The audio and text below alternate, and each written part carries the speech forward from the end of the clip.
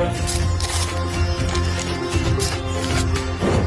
कर्पूरगौरं करुणावतारं संसारसारं भुजगेन्द्रहारं सदा वसन्तं विद्यारविन्दे भवं भवानी सहितं नमामि मन्दारमाला कलितालकार्ये कपालमालाङ्कितसुन्दराय दिगम्बराय च दिगम्बराय नमः शिवाय च नमः शिवाय कालियोगाङ्गण मन्दिरचरण डोळ्यान पाहिन रूप तुझे प्रेमे अलिंगिन आनंद पूजिन भावे ओवाय नमणे नमः त्वमेव माता पिता त्वमेव बन्धुश्च सखा त्वमेव